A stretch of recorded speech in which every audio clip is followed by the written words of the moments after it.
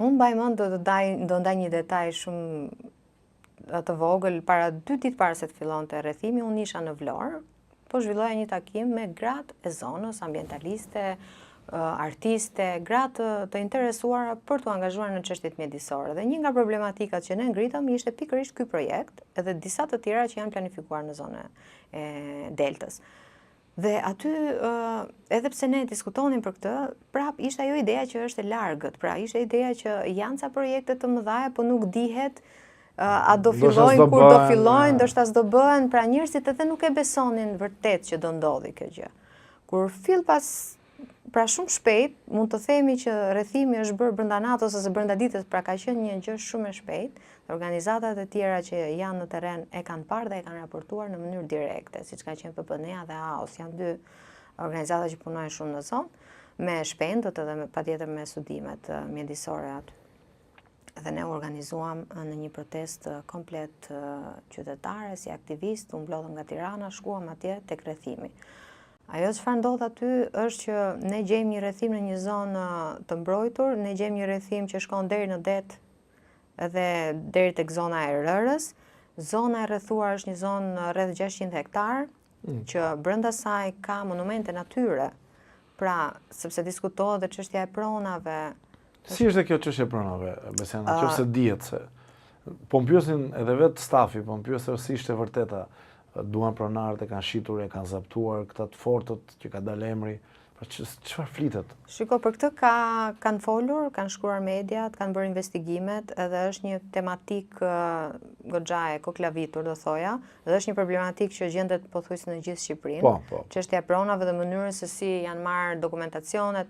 Po ajo çfarë di të them është që gjithsesi ajo nuk është e gjitha zonë ose tokë private, ka edhe tokë publike. Ka dhe monumente natyre, siç po thoja, që janë dunat ranore, janë ndër të pakta të vetme që kanë mbetur në gjithë mesdheun. Në gjithë mesdheun? Po, dhe janë shumë të rëndësishme ekologjikisht. Përse? Sepse aty ka specie shumë të rralla, sepse janë habitat për breshkat e detit, janë habitat për shumë shpend që lënë vezët dhe krijojnë familjet aty pikërisht në ato zona. Janë shumë të rëndësishme për disa bimë endemike që janë të rrezikuara, gjenden dhe janë në listën e kuqe të Shqipërisë, në konventën e Bernës, që listohen speciet të cilat kanë rëndësi ndërkombëtare. Ndërsa lista e kuqe e Shqipërisë, ata që kanë rëndësi kombëtare. Dhe këto dunat, përveç se kanë një biodiversitet kaq të rrallë edhe kaq të rëndësishëm, kanë dhe një funksion natyror shumë të mirë për mbrojtjen ndaj erozionit detar. Pra, atë ka krijuar natyra dhe ashtu siç është, ajo i krijon vetë funksionet e saj, pra ajo zonë aty. Dhe ajo është edhe një metodë ose le të themi është një mundësi që ne si njerëz, si shoqëri kemi që të shohim se si vërtet një lum natyror funksionon dhe një deltë e një lumi natyror duket dhe do duhet të duket. Sepse sot që po flasim në vendet europiane, duke qenë se zhvillimi ka ardhur shumë më përpara, vite më përpara, janë bërë shumë ndërtime, ndërhyrje në deltat e lumenjve, por edhe në përgjithësi në mjedis. Tashmë Bashkimi Evropian ka rreth 2 vite që ka miratuar një direktivë specifike për restaurimin e natyrës. Çfarë do thotë, po investohen shumë para të detyrueshme nga shtetet që janë anëtare të BE-s për të restauruar ekosistemet që janë prishur për shkak të ndërtimit. Ne kemi të pa dëmtuar dhe kemi fatin dhe mundësinë që ta ruajmë ashtu siç është. Ju jeni kundër këtij projekti, duhet ndalohet, duhet të bëhet, duhet të bëhet konsulta, pra çfarë kritikoni? Unë personalisht jam kundër këtij projekti, nuk do doja të futesha në detajet e projektit ose të këtyre lloj projekteve, por jam shumë kundër këtij projekti në zonën që është planifikuar, në zonat të mbrojtura. Këto lloj zhvillimesh nuk duhet të konsiderohen në zonat të mbrojtura. Por, fatkeqësisht jemi këtu edhe si pasojë e ndryshimeve që janë bërë në ligjin për zonat e mbrojtura. Në cilin vit? 2024 është bërë një ndryshim i qëndësishëm në ligjin për zonat e mbrojtura, i cili hap rrugën zhvillimeve të tilla, ku specifikisht në ligj thuhet që mund të jepen leje, pra mund të zhvillohen zonat të mbrojtura për turizëm elitar. Dhe gjithë infrastruktura e nevojshme për turizëm elitar, dhe kjo nuk kursen as parqet kombëtare, që është kategoria më e lartë e mbrojtjes. Ndërsa për zonën që po flasim, ligji ka ndryshuar dhe zonimin. Zonimi mund të duket pak teknike, por e sqarojmë. Publiku kupton, ti je për sigurt. sa kohë ne flasim për zonat të mbrojtura, zonat e mbrojtura kanë mënyrën se si menaxhohen, kanë ligje që i mbrojnë e të tjerë. Ligji është parësori. Në ligjin e mëparshëm, fatmirësisht kemi pasur një ligj shumë të mirë. Mund të kishte problematikat e veta që mund të përmirësoheshin.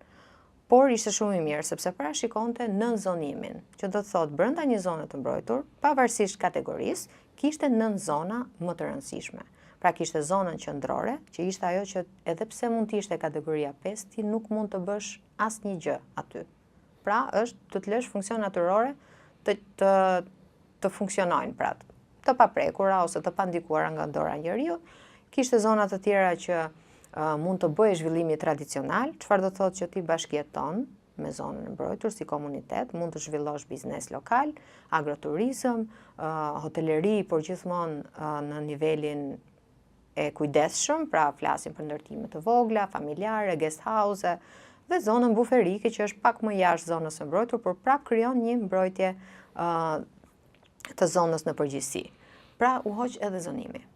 Praktikisht ti mund të ndërtosh tani, ti flasim qeveria mund vendosi që të ndërtoj kudo brenda një zone. Pra nëse sot filloj në Zvërnec, pastaj do vazhdohet pak më tej dhe mundësisht mund të shkohet edhe deri në brigjet e Lumit Vjosa.